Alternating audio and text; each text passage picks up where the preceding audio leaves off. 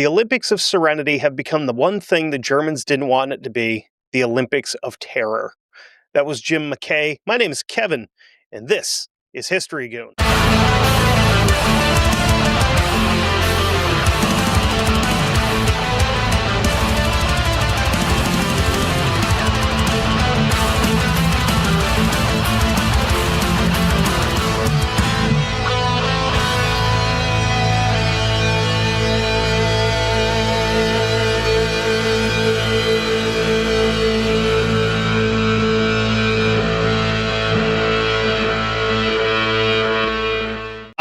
The Olympics. That one thing that every 4 years or so, we drop everything and pretend we care about, track and field or whatever other sports are in the Olympics. I don't care because they got rid of baseball, which is stupid.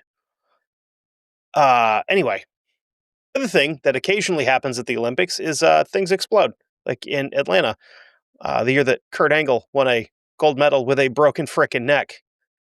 So this episode is going to be multiple parts. It's going to be 2 parts. It has the potential to be way more than that if I wanted it to become a series on geopolitics and how war has been going in the Middle East for literally thousands of years, but I don't really want to muddy everything up with that because I have personal feelings about what's going on over there. To be completely open and honest, I don't really care.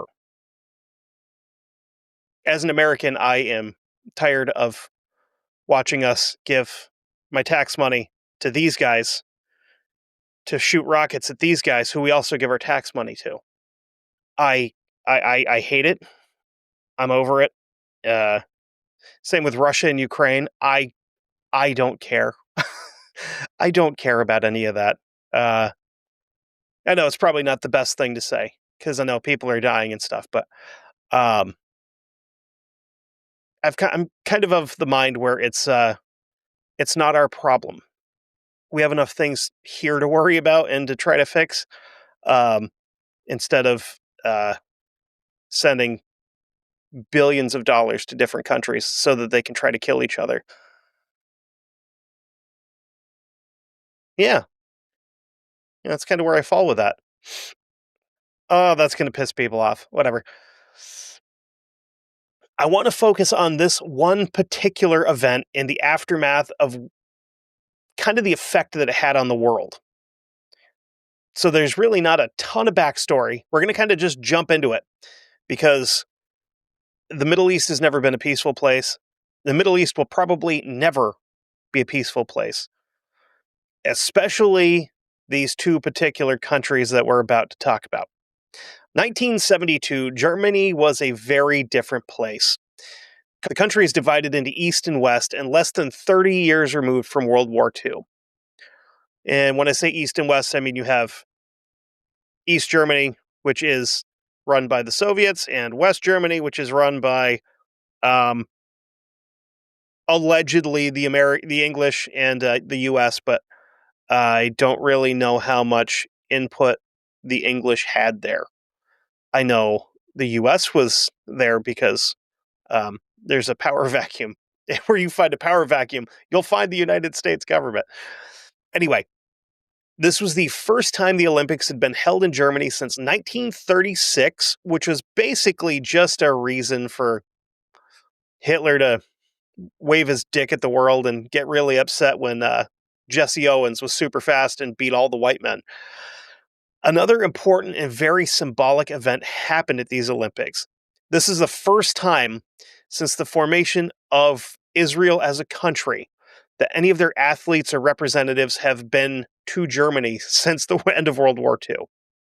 Because a thing happened, right, that would probably upset Israelis who are Jewish. We'll talk about that later. We'll eventually on this show come around to the point where we talk about World War II once or twice.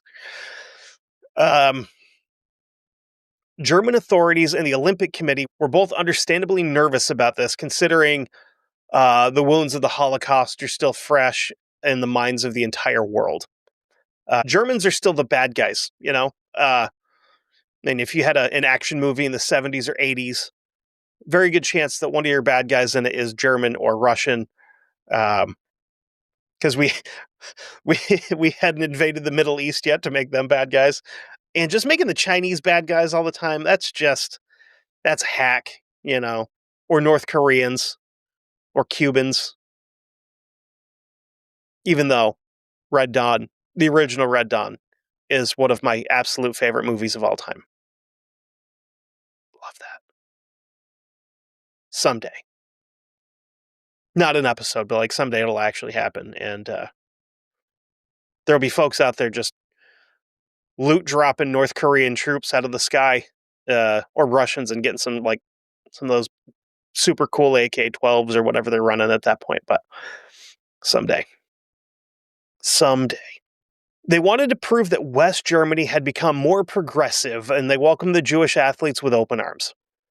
Part of this show of being more progressive was to show as little evidence of police and military security as possible. They thought that showing like any amount of force would be in poor taste. In the business, that's what we call foreshadowing.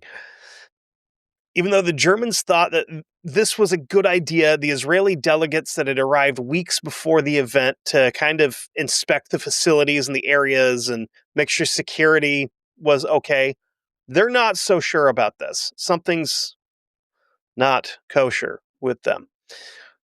They've been very security-minded for quite a while, starting mostly with the Six-Day War in 1967, where Israel is pretty much surrounded on all sides fighting for their survival as a nation. Also, a thing would happen with the USS Liberty. Look it up.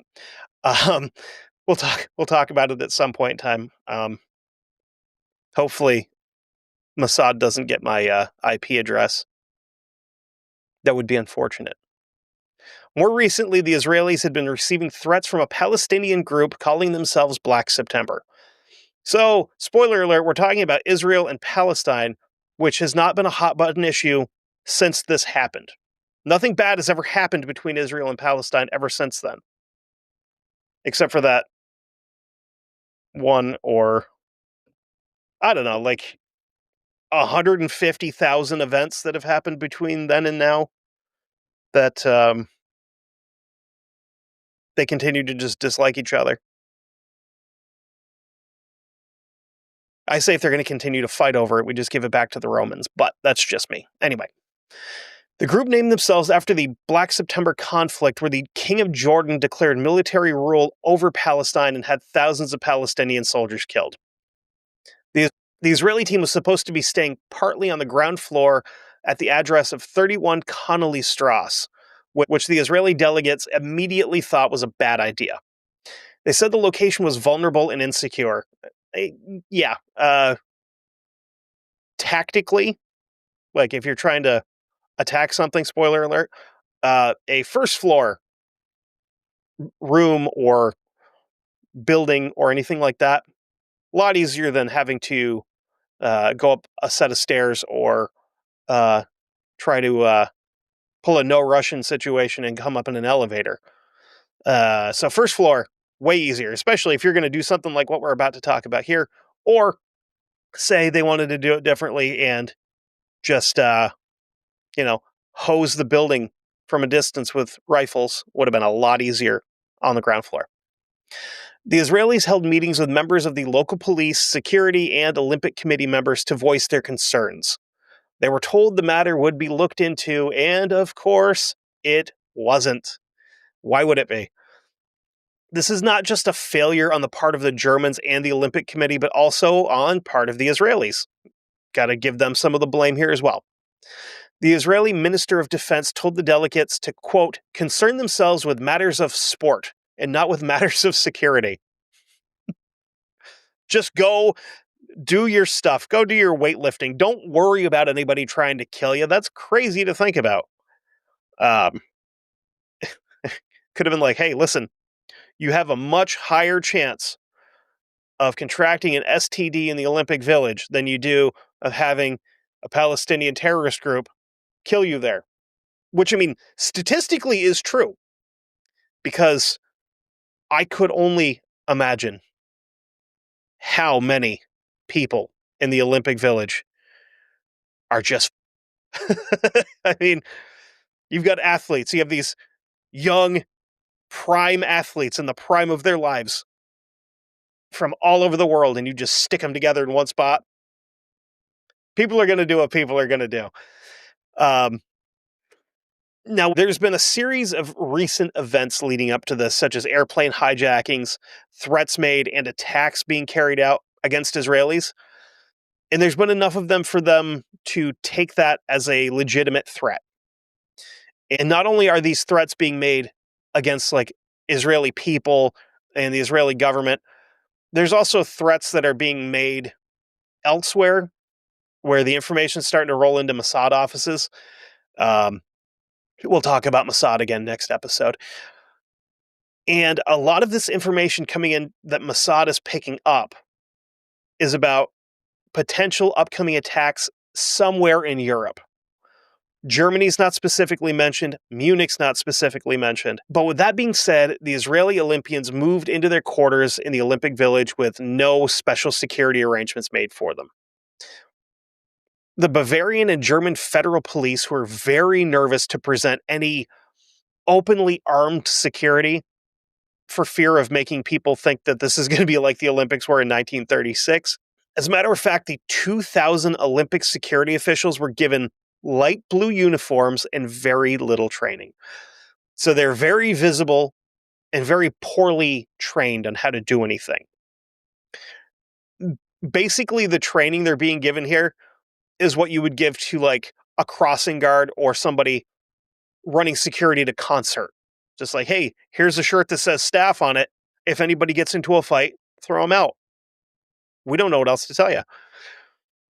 On Wednesday, August 23rd, 3 days before the opening ceremonies, a middle-aged couple from Palestine landed at the Cologne International Airport. After passing through customs, they wheeled 4 big suitcases out of the airport and rented a car. And I bet you're wondering why I brought this up. Well, it's because those suitcases were layered with women's underwear and lingerie and things like that. But underneath those, there's a pile. There's 8 AK-47s, several hundred rounds of ammo, and quite a few Soviet-made F-1 fragmentation grenades. Now here's where they pull some James Bond.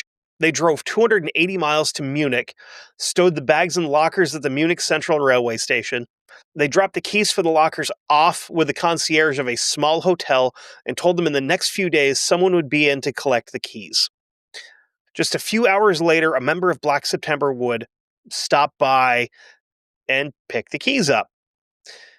So just to get a little bit more background on Black September, they're a small branch of the PLO, which is the Palestinian Liberation Organization, who we're also going to talk about again next episode.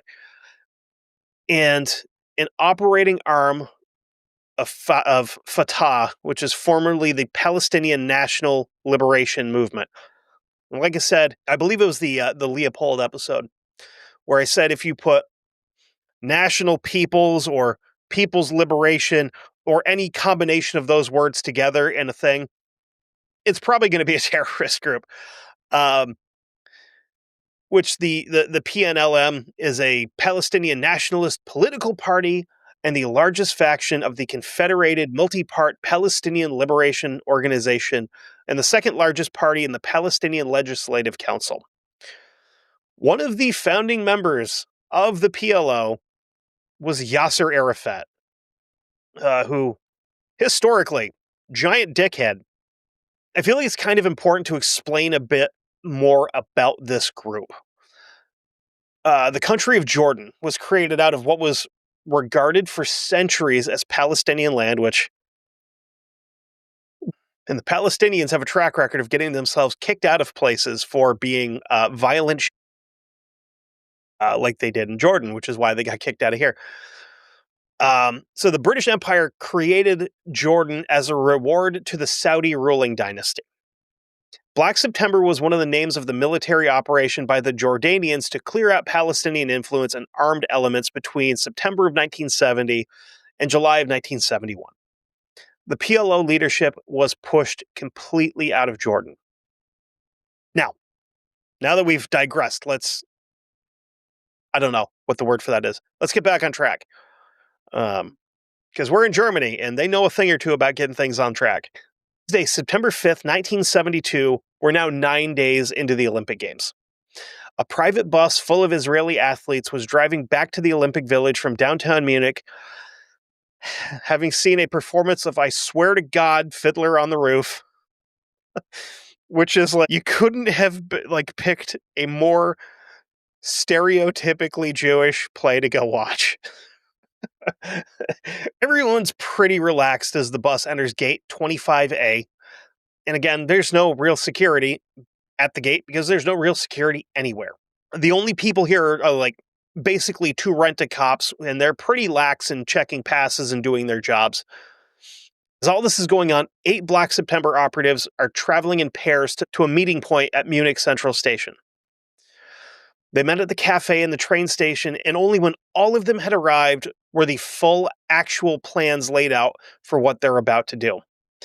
Plan's pretty simple. Take Israeli hostages at the Olympic Village, hold them until 200 Palestinian political prisoners who are being held in Israel are released.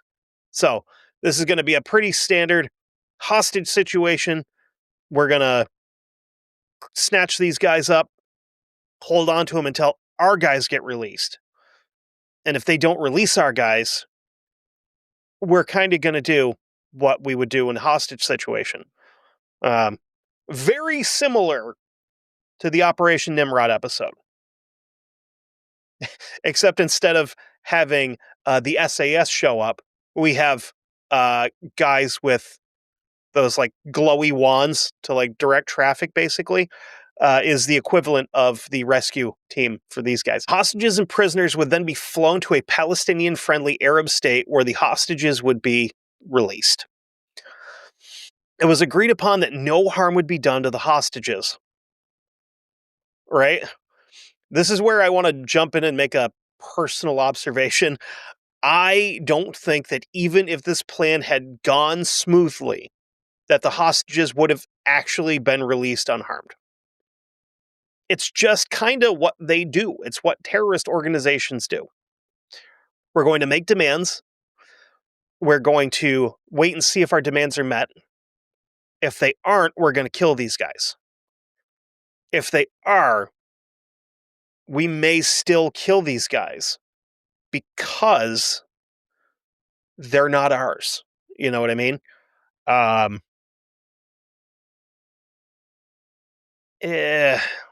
Bit of a gray area. Because again, in the long run, this is not about the 200 political prisoners.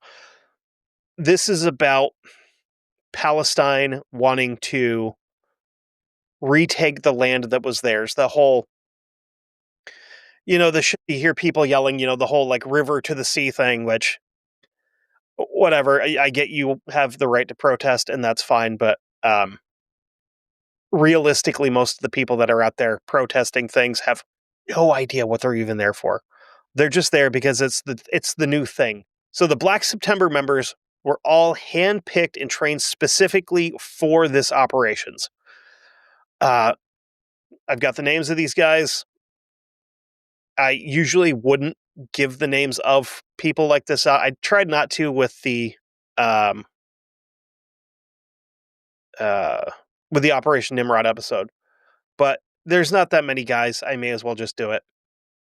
We have the brother team of Jamal and Adnan Al-Jishi, Mohammed Safadi, Khalid Jawad, Jesus, Ahmad Sheikh Ta,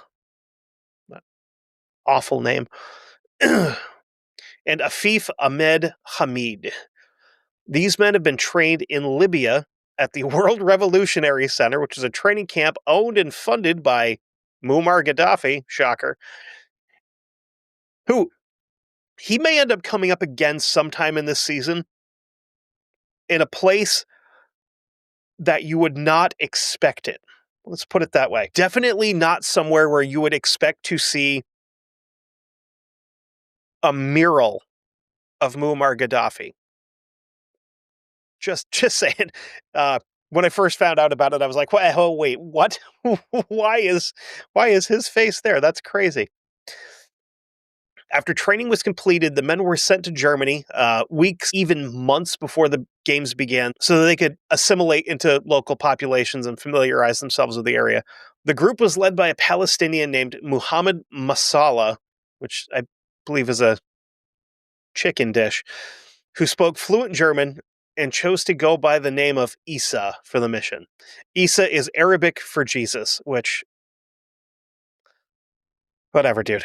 Anyway, a 25-year-old Jordanian Palestinian named Youssef Nazal, which that sounds like a desert genie or a jinn of some sort, who's well educated and very radicalized. He's the other leader of this, and he went by the very Arab sounding Tony for some weird reason. So Issa and Tony were the only two members of this entire hit team that have actually been given details beforehand, which is a very smart thing to do. Because if you give these two dudes the information and they get there separately, if one of them stopped, probably not going to talk to any authority figure about it. Like if they get picked up by the cops or somebody like that, they're not going to talk. If you send the information to everybody and they come in as a group, it's more obvious that there's a lot of guys that are, it's going to sound bad, a lot of these guys that look the same and they're all together, which is going to raise a little bit more suspicion than it would just onesies, twosies here and there. And the more people you tell, the more opportunities there are to get information. In the immortal words of Benjamin Franklin, the secret is not truly safe when more than one person knows it, as each additional person increases the likelihood of it being revealed.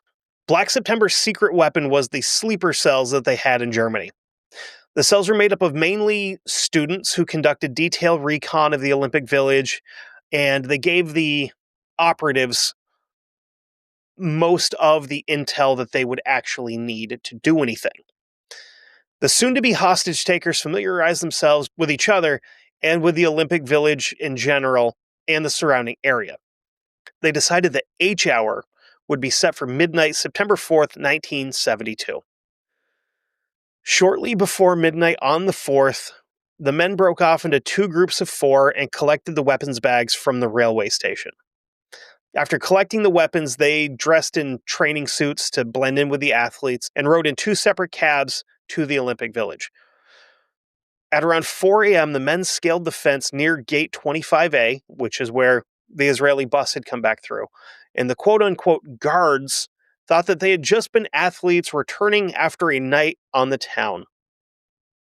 They didn't even stop these guys to talk to them. They just went, that's weird. They're probably just guys coming back from having a couple of beers, right? Yeah, that sounds about right. This whole thing is stupid. It all could have been avoided.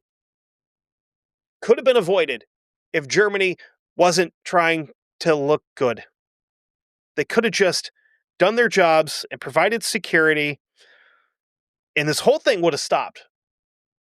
All it would have taken is one dingus to unzip a suitcase and go, oh, hey, these aren't underwear. These are rifles.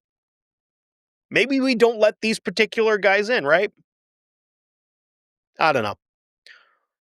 Hindsight and whatnot, I guess. So they didn't rouse any suspicion, and they even helped a group of drunk American athletes get back to the village as well. The Palestinians in their athletic gear look just like they should be there. They'd switched the rifles into an Olympic official duffel bag. So just this giant bags with the Olympic rings on them, and, because that looks less suspicious than dudes coming over the fence with suitcases, I guess. All that being said, there are still reports that they had been observed by 6 postal workers. So this group of postal workers saw this group of guys, and they're like, that's kind of suspicious. And they went to the local authorities and told them, and the report was not taken seriously and never followed up on. If it had been, I wouldn't be doing this episode. I'd be doing an episode about the attempted attack and kidnapping of Israeli athletes at the Olympics. They approached 31 Connolly Strauss where the Israeli athletes are sleeping. They removed the AKs, loaded them, and ducked into the shadows. Shortly after 4:10 a.m., they got to the front door of apartment 1, which was the lower floor unit. One of the men had a spare key that had been made. The key was not like a true copy because it couldn't unlock the door right away. Unknown who gave him the key, probably one of their contacts. And at this point, this is very possible that this copy may have been a handmade key, because a lot of the times you can actually you can do that, I should say. You can like press a key into clay to get the impression, and then you can take a piece of metal or like even a key blank and copy the teeth, like the teeth pattern on the key. And sometimes it works, sometimes it doesn't. Why I don't know how hard it would have been to have a key cut in 1972. I can tell you that having a key cut in 2025 at Home Depot is so impossible that the company I work for actually bought us a key machine. So we cut our own. The sound of the key in the lock woke up Josef Gutfreund, a burly 40-year-old wrestling referee. He approached the door barefoot and in his underwear, and just as he got to the door, it opened and he saw the most recognizable rifle in the world and realized something awful is about to happen. He hurled his bulk at the door, shouting out warnings to the others in the house. His yelling woke up Tuvia Sokolovsky, who was a weightlifting trainer, who leapt out of bed and started shouting to wake the others as he hurtled towards the back door. So we've got one guy, one giant man holding the front door, and we now have another giant man headed towards the back door. Sokolovsky, that's spelled with the SKY, meaning that this guy's Russian and a weightlifter. So he's probably roughly the size of a house. So Tuvia is headed to the back, like the back entrance. And he's yelling for everybody to follow him. He punches a window out to try to escape and didn't take time to unlock the door or to be like, hey, maybe we didn't lock it when we came back from Fiddler. Just, Hulk smashes this window. And as that happens, the Palestinians then flood through the front door. They overpower Gutfreund as Sokolovsky is trying to escape. One of the Palestinians pulls up and just rips like a half a magazine at him. He takes cover behind a building. Back in the apartment, the remaining 6 Israeli athletes woke up to armed men dressed in tracksuits and balaclavas ordering them out of bed, which has got to be just like the weirdest fever dream I could imagine, especially like 4 o'clock in the morning. I mean, I'm sure these guys are probably used to getting up fairly early because they're like athletes and they're training at all hours, but who knows? You know, maybe the Manischewitz was flowing when when they were down to Fiddler and Fiddler on the Roof. And maybe they had a couple, they tied a couple on, and you're planning on sleeping in. You're going to get up like 6:30, not 10 after 4 with a rifle in your face. The hostages were then herded into a second floor bedroom where they were tied up with pre-cut lengths of rope and forced onto the beds. So unfortunately, these Palestinian terrorists are very well prepared.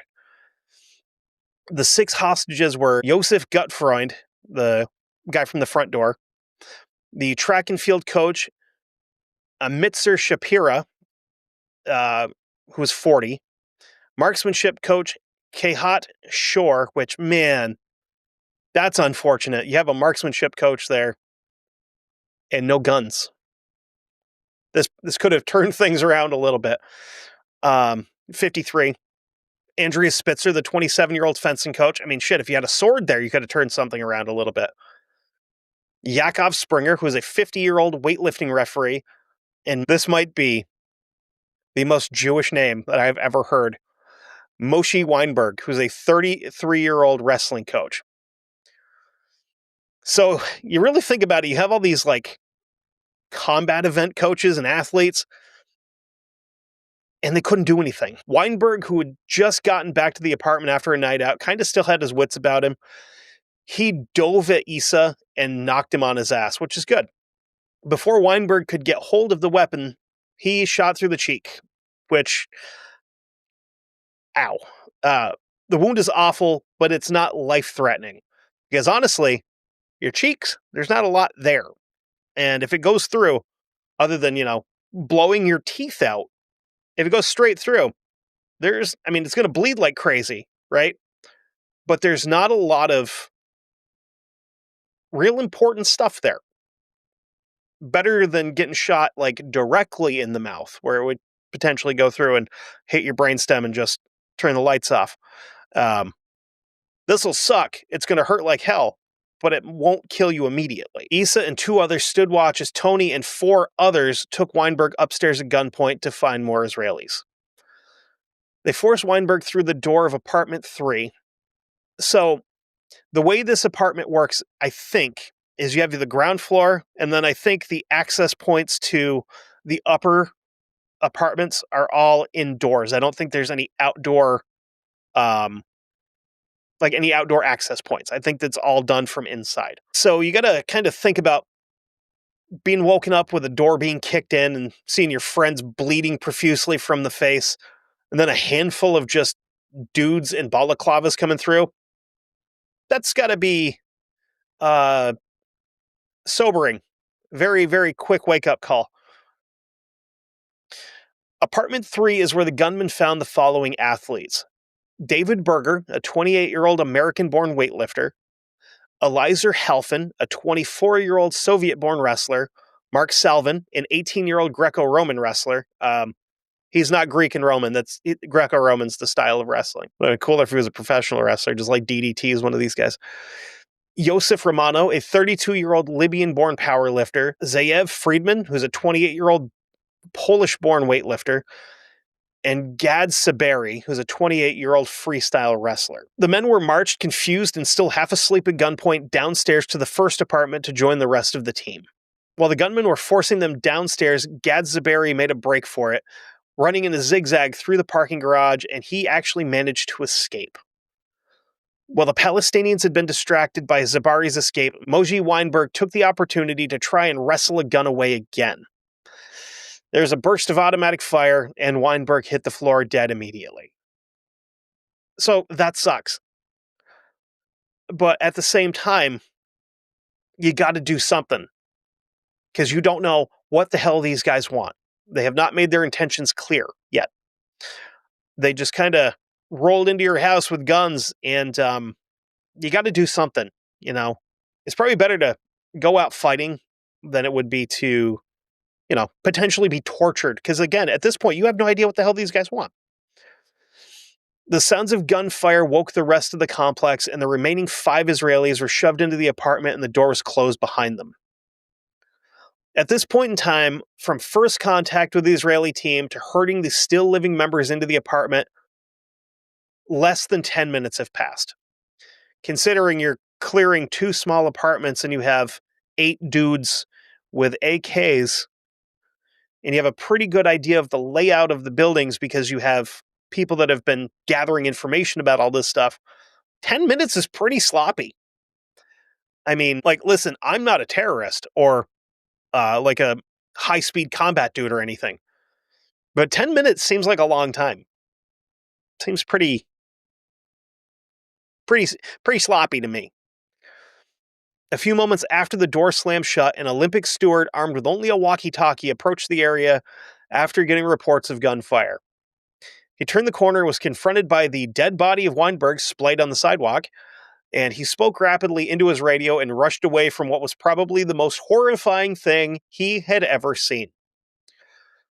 Because, first of all, stumbling across a dead body, even if it's somebody that just conked over from a heart attack or something and you're not expecting it, probably pretty scary. I unfortunately work in a business where I was told on my first day, it's not if you find someone dead, it's when you find someone dead. So yeah, that would be kind of a moment, and then the fact that this guy is just full of 7.62 holes, which 7.62 will leave a pretty substantial exit wound on a human body from videos I've seen, because the internet is a terrifying and disgusting place. Anyway, Yusuf Romano, who had suffered a torn knee ligament and was using crutches, made what would be the last attempt by one of the athletes to fight back. Romano launched himself from his crutches at one of the masked men, trying to get the AK away from him. Committing his final act of bravery, he was killed trying to defend himself and his fellow countrymen. Again, go out fighting. That's the way to do it. By this point, the entire Olympic Village has been awoken by gunfire, and telephones begin ringing all over the city of Munich and all over the world as athletes tried to contact the authorities and people in their respective countries. Again, AKs, they're loud, especially full auto. Because I highly doubt that any of these dillweeds had the thought to be like, hey, let's try to get suppressors and do this sneaky quiet, which suppressors don't make them all that quiet. It just makes it so you don't need ear pro when you shoot them, basically. Kind of just takes that crack out of it with the initial shot. Also, if you're a law-abiding citizen in the United States, they are damn near impossible to acquire legally, because people in Washington have watched too many movies and they think that it makes them into like a... Anyway, I won't start talking about gun laws and my feelings on the ATF. Not yet, at least. Because eventually, we're going to have to do a couple episodes where we talk about the ATF and how I feel about them. The first phone call that was answered was that of Munich Police Chief Manfred Schreiber at 5 a.m.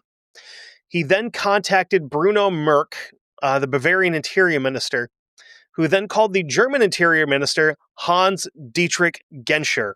I probably could have just read those names and not told you they were German, and you would have figured or assumed correctly that they were. Genscher made a series of strategically placed calls to government officials, and before too long, the phone rang in the office of Moshe Dayan, the Israeli defense minister. At 5:30 a.m., the phone in the bedroom of Golda Meir, who is the Israeli prime minister, rang. And just after 5:30, the Munich police reached the sidewalk where Moshe Weinberg lay dead. They scooped him up and rushed him back to an ambulance to be taken to a local hospital to see if there was anything they could do for him. Telexes began coming in across the world, and one reached the offices of ABC, who had the television rights to the Olympics. And I think no, they don't, because they were on Peacock last time I watched them, which is NBC. Anyway. Sports reporter Jim McKay had the sobering task of reporting, quote, "The Olympics of Serenity have become the one thing the Germans didn't want them to be, the Olympics of Terror." Now let's get into the standoff. Manfred Schreiber would say, quote, "Some people say the police mistakes caused the deaths of the hostages, but it was the other way around. The hostages died because the terrorists made no mistakes." Way to take absolutely zero accountability or responsibility for making sure that you didn't have any security there because you didn't want people to think that they had, like, the Gestapo walking around like they did in 1936.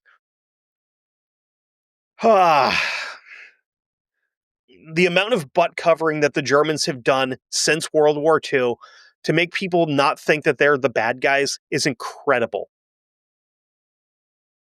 You could just start by saying, listen, he wasn't even German, he was Austrian, and pin it all on them, right? But you don't. You just get super soft about stuff and be like, oh, well, it's not really our fault. We're just trying to be good and nice and not make people think that we're bad guys. Shut the up. Do your job. Security is important at things like this. Thank you for coming to my TED Talk. The first sign of willingness to communicate from Black September was a 2-page typewritten script that was dropped by one of the masked men from the balcony to responders.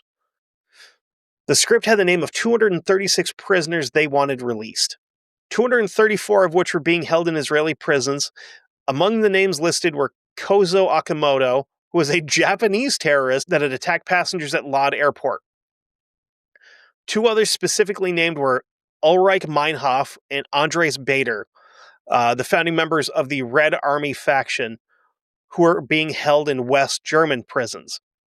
So, realistically, these are probably the two guys that they could have gotten released with any kind of ease. The terrorists had set the deadline for the release for 9 a.m. This was 3 hours from the time the letters hit police hands. 3 hours is pretty tight to try to get something like that done in. At 8:45, Schreiber and Walter Troger being the mayor of the Olympic Village, which I didn't realize that you had to elect a mayor for the Olympic Village. I would have just thought that that's a pretty a pretty weird thing to do, but whatever. Anyway, they make their way to Connolly Strauss. With them was Ahmed El Dermadish Tony, the Egyptian delegate to the International Olympic Committee. This guy was reluctant to be part of the situation, but as an Arabic speaker, he was the only one that could speak to Isa in his native language. Because, believe it or not, Egypt, not a huge fan of Israel or Palestine. Hence the more modern times, where after the October 7th thing happened, and all the Palestinian refugees were trying to go to Egypt, and Egypt's like, nah, we're good. And they put fences up at the borders to keep them out. They also have a history of kicking Palestinians out of their country. And there's this neat book called The Bible, which kind of talks about, in some parts of it, how the Egyptians felt about Jews. I'm assuming things haven't changed all that much since then. Anyway, what they didn't know was that Isa was completely fluent in German. And after the initial conversations had been had, they send this Tooney fella back to his hotel because they're like, we got this. You can go back to twirling your mustache or whatever the hell you were doing beforehand. I don't know if he had a mustache. I just always pictured Egyptian dudes with mustaches. I don't know why. Maybe I'm a little racist. Who knows? You know who's headed for too good for too long? The Egyptians. That's who. Sure.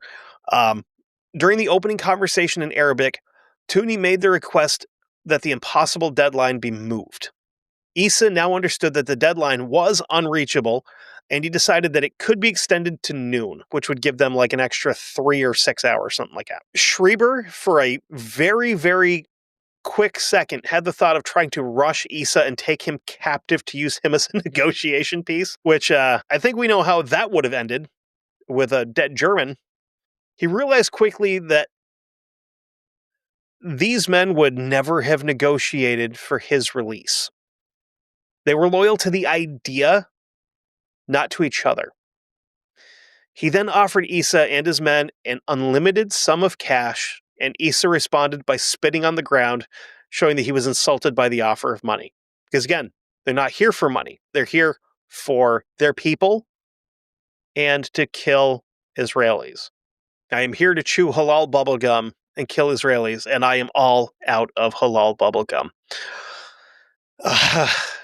As negotiations continued, the authorities, local and federal, started to realize how ill-prepared they were for a situation like this, because they had put zero preparation into security in the first place.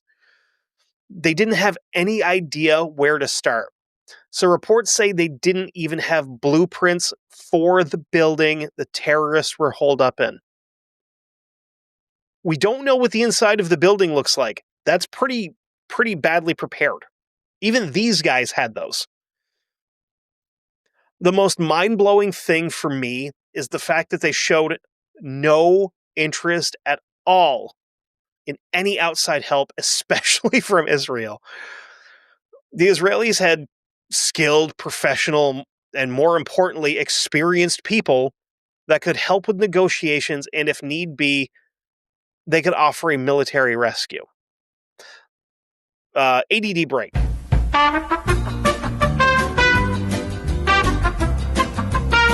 So just for a laugh, it's a 3-hour, 45-minute flight from Tel Aviv to Munich. Pretty sure They could have, if they were informed from the very beginning and said, hey, we may need your help at 4 o'clock in the morning, they probably could have had a crew of Mossad dudes or IDF guys, like special forces, whatever, on a plane in there in less than that. And they probably would have just gone in, kicked the doors in, put bullets in these guys, and called it a day. They would have collected their dead. They would have gone home. But the Germans were being stubborn and they didn't want help. This entire situation pisses me off because none of these countries are doing the right thing. Anyway, Troger spoke at length with Issa and found out the situation the terrorists were in. Issa told him, quote, either way, we are dead. Either we will be killed here, or if we go out and give up without having hostages, we will be killed where we go. This, again, not something anybody was prepared for. The ideal plan for the Germans would be for the Israelis to release the prisoners and have the hostages released, and for all these to be loaded onto a plane and away from the Olympics so that the games can continue. Because that's what's important here, is making sure that ABC doesn't lose money and the Olympics get to continue happening. Golda Meir and the Israeli government had the experience and understanding of how the minds of terrorists worked. They realized that if they gave in to these Palestinian demands, it would only encourage future attacks. If you give a Palestinian a cookie, he's going to want to go kill more Jews. Needless to say, the Israelis refused to even consider negotiating with the Palestinian terrorists. The Israelis' only demand was that the Olympic Games be suspended until the situation could be handled. The Germans and the Olympic Committee, on the other hand, decided that's not going to happen. Again, this is all incredibly smooth-brained activity. They just want you to not run the Olympics until they can get their people back. And you're like, ha ha ha, ha, no, we have a TV schedule to keep. While 9 Israeli athletes were being held at gunpoint, the volleyball finals were being played between Japan and West Germany. Obviously, the priority is for two countries that I don't immediately think about when I think about volleyball to see who gets a gold medal. Eventually, Israel applied enough pressure that the Olympic Committee agreed to put a hold on the games long enough to hold a memorial for the 2 athletes that had been killed. In Israel, an emergency cabinet meeting was being held where it was agreed that the Israeli ambassador to West Germany, Eliashiv Ben-Horon, which I got a 0% interest loan when I said that name, would explain Israel's position to the German authorities in Berlin. Israel would not bargain with the terrorists, and the only acceptable outcome was the release of the remaining hostages and the arrest of the bad guys. The Israelis made the decision that if the hostages were released, they would consider releasing the Black September prisoners, and the Israelis made it clear that it was expected that the Germans would do anything in their power to make sure the athletes were released safely, except delay the volleyball finals. Ben-Horon arrived at the Olympic Village at 11 a.m., which is an hour before the deadline. Diplomatic channels stayed open through the entire situation, even though Ben-Horon was very cold when delivering the terms to the Germans. There were some more in-depth behind-the-scenes talks going on between German Chancellor Willy Brandt and Israeli Prime Minister Golda Meir. Meir was not afraid to point a finger at the lax German security arrangements, which the Germans acknowledged and somewhat begrudgingly agreed was... they agreed with the assessment, let's put it that way. Meir also insisted more than once that the Germans allow an Israeli tactical team to assist in the rescue operation. The German chancellor thanked her, but declined the offer. She kept telling them that their people had more experience with these kinds of situations, and that since the hostages were Israeli, she should have some right to get involved. Which, yeah, I guess. Because, honestly, had this been an American team taken hostage, We would have had Green Berets cutting through the roof within an hour of that happening. Had it been Brits, the SAS would have been there. Just saying. I mean, had it been Germans, GSG-9 would have been there, kicking doors in, shooting bad guys. But for some reason, they're like, nah, we got this. Which, spoiler alert, they don't got this. So just to put it this way, just because the Germans refused help didn't mean they had it all figured out. They still have no idea how to handle this entire situation that's getting more and more delicate as we go through it. Germany had a very convoluted rule on the books at the time. I'm not 100% sure if it's still in effect or not, where deploying any federal armed forces into a state without invitation was strictly prohibited. Because each state was sovereign, meaning that the crisis could only be handled by authorities in said state. So in this case, Bavaria. This meant that the amount of help that could be offered from the federal side was dependent on the willingness of the local government to accept it. So that'd be kind of, I mean, that's such a weird situation. That'd be like, say there was, I don't know, say there's a terrorist attack in California, right? That would be like them refusing to let federal troops come in to handle it because they have the state police there. You know what I mean? It's a really dumb rule, I think, especially for a situation like this where help from like actual like military or like some badass special forces dudes would have ended this situation almost immediately. But because you have to get permission from the state that it's taking place in, you can't do anything. And the Bavarians obviously refused to help. We can handle this. You can't. So just to recap, the Israelis have offered to help the Germans. The Germans refused. The German federal government offered to help the Bavarians, and the Bavarians refused. I don't know if it's a pissing contest or what, but people's lives are at stake.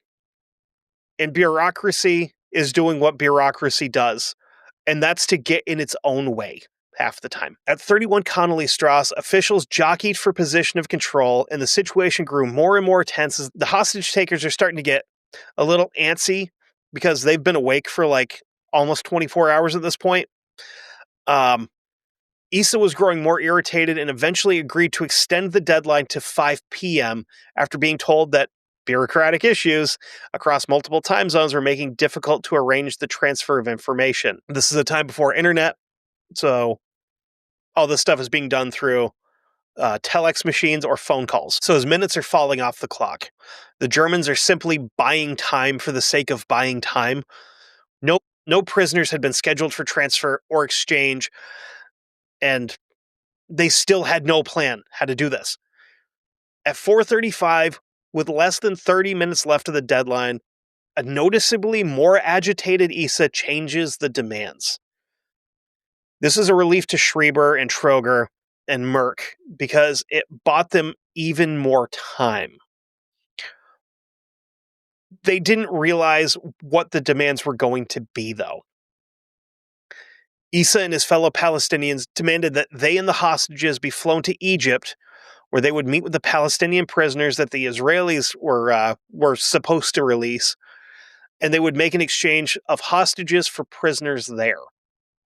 The Germans loved this idea because that took all of this off their hands. They can just wash their hands and walk away because now it's some other country's problem that they can deal with, and the Olympics can get back underway as scheduled. Because again, that's the priority here.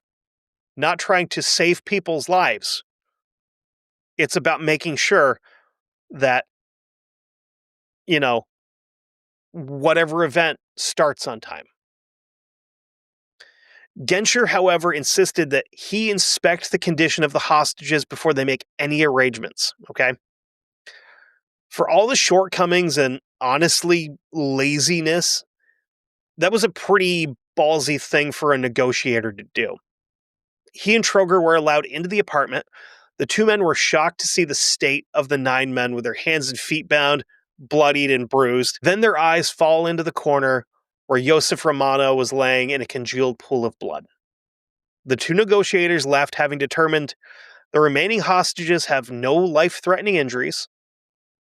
So, we're good, right? So as all this is going on, well, these guys are still in there. There's some talk kind of like in back rooms about a possible tactical rescue. One idea was to disguise 2 policemen as chefs to storm the apartment while delivering food. You imagine, like, that'd be the modern equivalent of that would be like, what if we sent 2 DoorDash guys, right?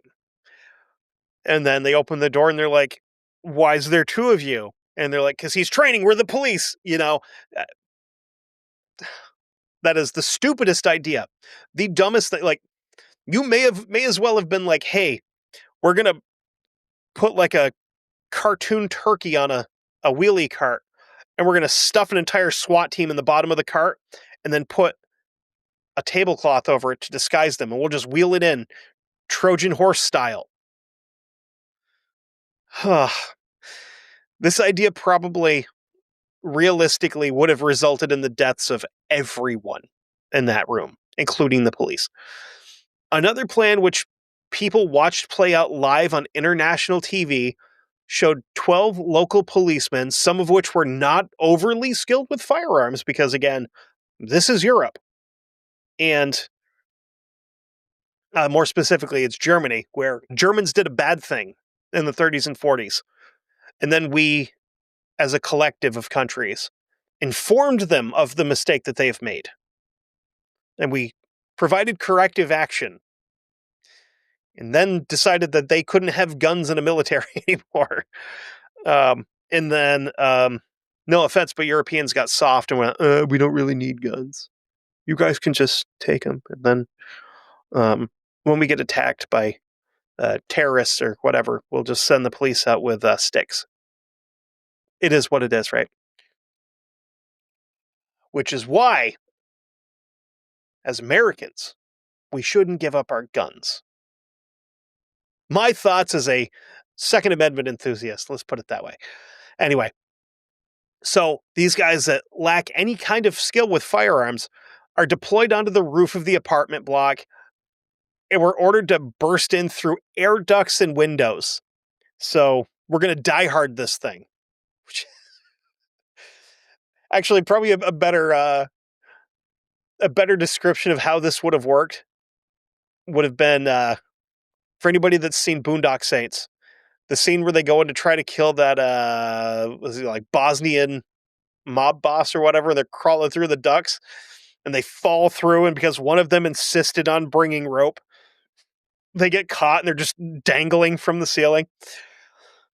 God, that's a great movie. I haven't thought about Boondock Saints in so long. Oh man, I might have to watch that again. Anyway, so this plan works really well because when the Palestinians saw the police deployment on the TV in the apartment, they ordered the police to remove the team from the roof or the hostages would be executed at 6 p.m. I don't know why they would have thought that these guys wouldn't have turned a TV on to see if there was any news coverage of this. That is wild. What Genscher and Troger had discovered during their visit was what they thought was a accurate number of Palestinians involved. The Germans originally thought there was 4 gunmen. After the visit, that number was revised to 5 because they went into the building, they met with the hostages, and they saw 5 guys in balaclavas with guns. There's still 3 men that the Germans have no idea are there. So with this new information, the Germans begin to set up an operation at the airport. The Germans decided to handle the situation on the ground at the airport before the terrorists could board the plane. So now we have a spot where we can tactically set people up where we know the terrain, we have a good idea of the layout, and once we get these guys here, we can kill them, get the hostages back. Good plan. If I remember correctly, I played this map on Rainbow Six Rogue Spear, which, if you remember playing that game, your knees hurt when you wake up. That was a classic. Oh my god, such a good game. Anyway, so like I said before, the Germans are cool with letting them go and letting another country handle it, but they decided if they went that route after refusing help from Israel, it would basically be just sending these hostages to their deaths. A decision was made that the terrorists and hostages would be moved to, oh no, the Frunzenfeldbruck military airfield, which is north of Munich. And yes, the oh no was because I had to try to pronounce that. Oh my god, what a word. Germany. Fürstenfeldbruck? Maybe I'm not saying it right. Fürstenfeldbruck. No, that didn't feel right either. Anyway, at the airfield there would be 2 police teams waiting in ambush points to wipe out the Palestinians. The first team would be dressed as flight attendants aboard the Lufthansa Boeing 727, where they would ambush Tony and Issa as they boarded the plane. Why do we have to have disguises? I don't understand the Germans' obsession with, like, did they have a budget for costumes? Like, we have to make sure we have to get 2 people, right? We have enough money for 2 costumes. Either way we go, they can be chefs or flight attendants, but we have the money to do 2 costumes. So we have to pick 2 people. And then we have to use this idea of having people in costumes. Just send badasses in camouflage out there to shoot these guys. It's not that hard. Like, I'm stupid. I am not a tactical genius. I was never in the military or in law enforcement. I could have planned how to do this with like a whiteboard and a couple of dudes with rifles. But no. Costumes. Anyway, this episode's pissing me off. Oh, the stupidity.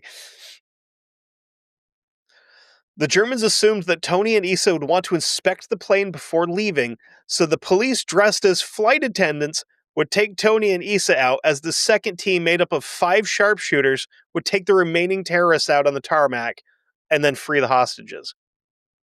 Or we could have skipped the costume budget, added another guy, right? And had 2 tactical teams of 4 just hit these guys when they got off the bus. Oh god. I want to bang my head against stuff thinking about how badly this whole thing was bungled from the beginning to the end. So back at the Olympic Village, the question still remained, how would the terrorists and hostages be transported to the airfield? Issa and Tony came to an agreement and told negotiators that they wanted a bus. We can do a bus. The negotiators told them that couldn't happen because the streets were choked with people and vehicles. So they made the counteroffer of getting helicopters. Oh, God. Now completely exhausted and beginning to lose trust of the negotiators, Issa caved and agreed to take the helicopter rides. When he was told that the helicopters would be arriving soon, he inspected the route to them and decided it was still too dangerous for his people and demanded a bus take them from the apartment to the landing zone. Shortly after 10 p.m., the first bound and blindfolded hostages appeared at the door, with the masked gunmen following.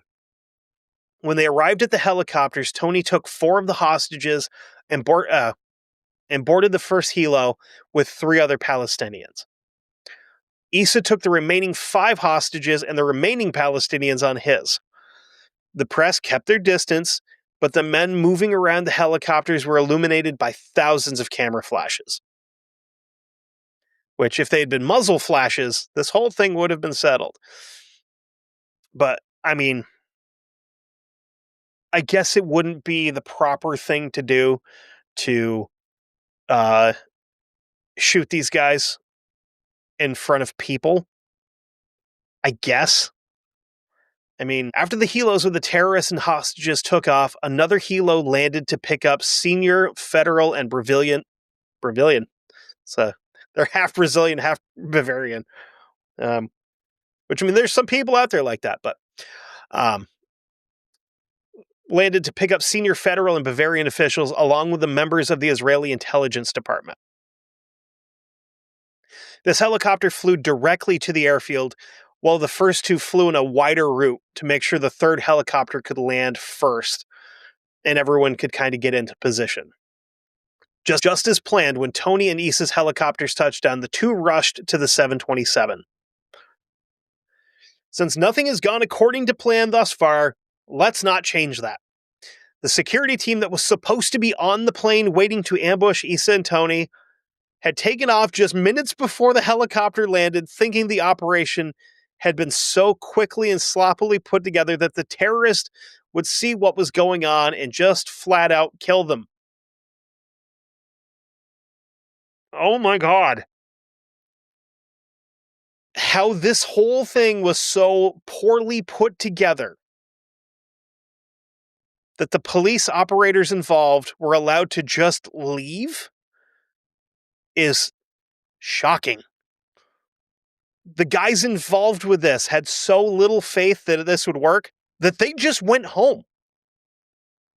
They went and got a sausage or something and were like, this is a stupid idea. This isn't going to work. We're going to go get coffee.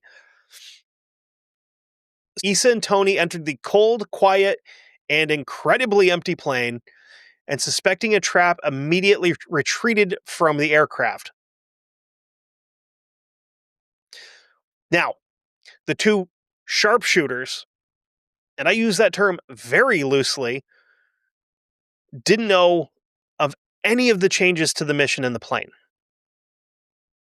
The reason I use the term sharpshooters loosely is because none of them were trained snipers. Matter of fact, the only reason these guys were selected is because they were the only ones that had any basic experience with firearms. They were told to expect 5 targets, and yet there are 8 bad guys on the tarmac. The sharpshooter team still thought that they had guys in the plane. They didn't know they had left yet. At 10:40 p.m., the commander of the police force at the airfield ordered 2 of the marksmen to open fire. Only one Palestinian was hit, and the other took cover under the helicopter and started returning fire with long bursts towards the sniper nest. And the only shot that landed hit Tony in the foot and dropped into the tarmac, while Issa ran a serpentine in the direction of the control tower and fired short, controlled bursts from his AK. For a few moments, fire erupted from the area of the helicopters. The lights that were illuminating that area of the tarmac were shot out by the terrorists, which made it impossible for the snipers to distinguish between good guys and bad guys. In the chaos, a German police officer was shot in the head by a stray round, and it's still unclear whether it was a terrorist round or a police round that hit him. The term FUBAR would apply here for the entire thing. 20 minutes of silence followed, which led the police to believe the terrorists were saving their ammo. And so at this point here, the Israeli secret servicemen that are on site tried to take control and tried to take the fight to the Palestinians. But none of the German officers would follow them into the fight. The only assistance that the Germans would offer was to get armored vehicles, but they had no ETA on them. They had no idea when they would be there. They didn't tell the Israelis that the vehicles are stuck in traffic. This whole thing went pear-shaped from the jump. As the Germans sat on their hands being indecisive, a line of headlights cut through the darkness of the tarmac. When the Palestinians saw the armored vehicles approaching, they realized that the tides had turned and began their end-run strategy. One of the terrorists removed a Russian-made fragmentation grenade, pulled the pin, and tossed it onto the floor of the helicopter. When the grenade exploded, it ignited the fuel tanks and tore into the hostages. The 4 hostages killed in this explosion were Zeev Friedman, Eliezer Halfin, David Berger, and Yakov Springer. This is just incredible that any of this took place in the first place. Moments later, the Palestinian that had taken cover under the other helicopter climbed out from underneath it, shouldered his rifle, and unleashed one long, full automatic burst, killing the hostages inside. They were Yusef Gutfreund, Kahat Shor, Mark Salvin, Amitzer Shapira, and Andrea Spitzer. So, because the German authorities were stubborn and pig-headed and refused any kind of help, all of the hostages are dead. But I guess the good news is, now we can just shoot whoever's moving.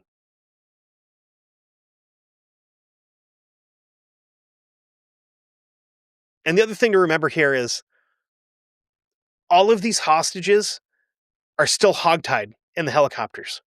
They had no opportunity to fight. They were tied into the seats. Zero chance to defend themselves. The remaining Palestinians split up and ran in different directions, firing short, controlled bursts as they went.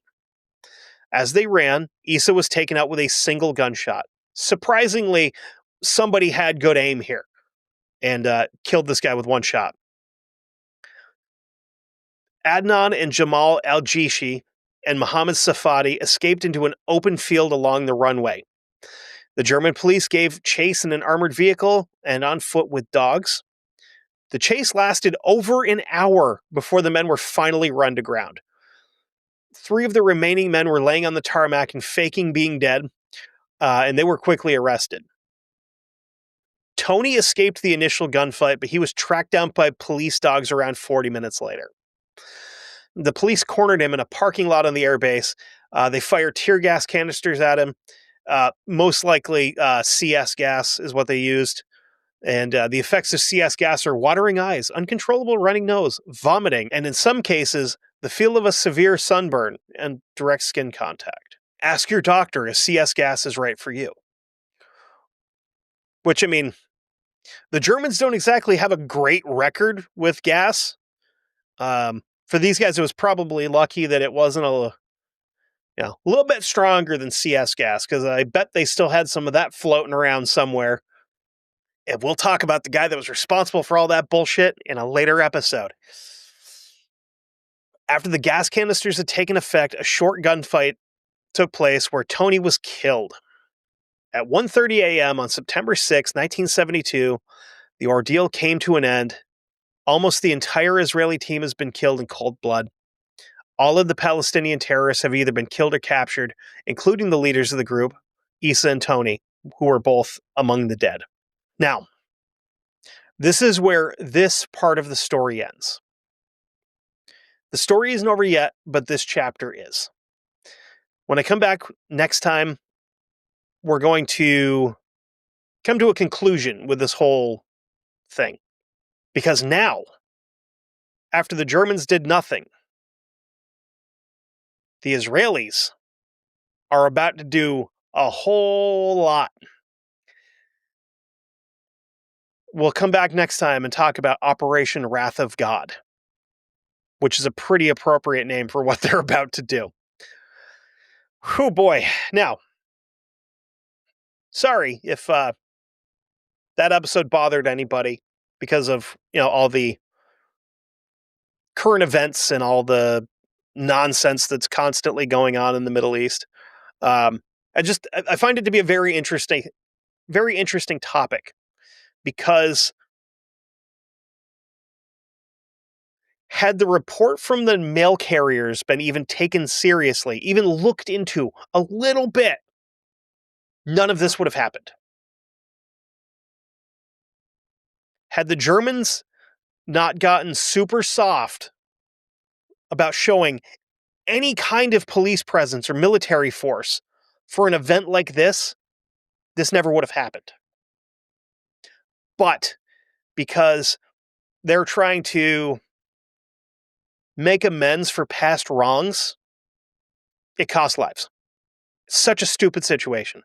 None of it makes any sense to me why this. I mean, I understand why it happened in the first place because terrorists are going to do terrorist things, but the complete lack of preparation or security or anything like that is mind-boggling. This couldn't happen today because of how tight security is everywhere for events like this. Because honestly, because of events like this, where we've seen it happen in the past, so now we have to account for it in the future. Which it sucks. It sucks that we have to do things like that, where we have to have snipers on buildings for large events like this because they are targets for terrorist attacks. But it's a little bit of effort. A little bit of effort could have stopped this. A little bit of effort could have prevented this. But they put none in. And then when you're offered help to go, nah, we got it. When you have no plan on how to fix it in the first place, is disgusting. You had a country that was willing to send like the best that they can muster militarily to protect the best that they could have mustered athletically. And you said no, because you wanted to take care of it yourself. You didn't want to interrupt the flow of the Olympic Games. You didn't want to ruin TV schedules. You want to lose any of that money that ABC was dishing out for the TV stuff. You didn't want to ruin your chances of maybe having the Olympics there again. It's frustrating how stupid this was and how poorly it was handled. And I mean, I shouldn't be more upset with the German authorities than I am with the terrorists, but I am, because I understand why these guys were doing what they were doing, because it's in their mindset, it's their plan, it's part of their organization to do stuff like this. The German government should have been trying to prevent stuff like this as part of their plan, and they didn't. Or accept help to stop the situation, but they didn't. So I don't usually get frustrated, like this frustrated with stuff. I try not to. I try to keep it lighthearted and fun here. But this one's just annoying as shit. There is no reason that this shouldn't have been solved in like 12 hours. Could have had a tactical team there. We already know you had gas grenades. And guess what? Those canisters are pretty hard. You could have chucked it through a window or all the windows. It's just, I don't know. Maybe it's the American in me that's annoyed by it, because I know how this would have been solved here, and it wouldn't have lasted that long. And because we generally don't have military operations on our own soil like that. But we do have SWAT teams that were a thing by this point in time. And most SWAT teams are made up of, a lot of them have military vets in them. And they're all super highly trained. But the one dickhead in Germany that you can find that had any experience with a rifle, you gave it to him, he had a clean shot, and he hit the guy in the foot. I don't know. I'm just, I'm annoyed. I'm frustrated. I'm glad this episode's over. I'm going to stop rambling and ranting now.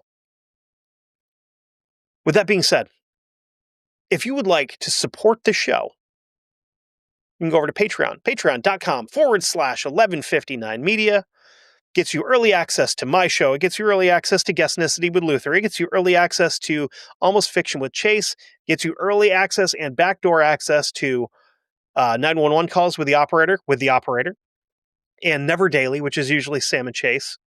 I got to get back on there because I haven't talked to those guys in a while, and they're fun. Also gets you backdoor access to Guestnicity. The other thing I'm going to plug here is something that I don't push usually too hard. I have a Ko-Fi, ko-fi.com/History Goon Pod. And I put out a little video before this episode went up. If you watch that video and then you watch this, you'll see we're in the same orange flannel. So continuity and whatnot. Anything donated between the recording date here is 11/28, so day after Thanksgiving. Anything that's donated to that Ko-Fi between now and January 1st, I'm going to donate to a local dog rescue. It's run by a friend of mine. She does great work. She takes in dogs from like kill shelters down south, rehabilitates them and adopts them out to people up here. She does fantastic work, and I want to try to help out with that a little bit because I like dogs. I love dogs, actually. And dogs deserve better. Dogs are good people. Dogs are some of the best people I know.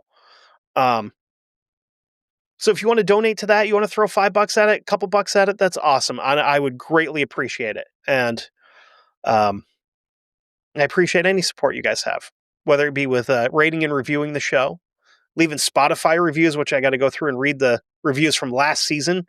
At some point, I think that would be a lot of fun to kind of go through episode by episode and read them. I know there's 30 episodes, but thankfully there's not a ton of comments. If I start getting more and more, I'd have to do it like every couple weeks to get it out there. But also, if you haven't yet, please head over to YouTube and subscribe to the History Goon channel there. I would greatly appreciate it because eventually, if I can get that to take off and I can get this to take off and I can start making money, I'd be able to do this full time and put episodes out faster and more frequently and better researched, which I think personally, not to blow my own horn, I think my research is pretty decent, right? Considering I'm a guy that barely graduated from high school, and anyway, I'm rambling again. But we'll be back to finish this nightmare off, and then that'll be episode 3. Episode 4, we're going back to like Revolutionary War times. So that'll just be full of terrible language, like not bad language, just badly written and spoken language. But it'll be fun, and it's gonna be interesting. The next episode, but anyway, we're all gonna die someday. So go out and do some goon shit and leave a mark on the world. Maybe not like these guys. Love you.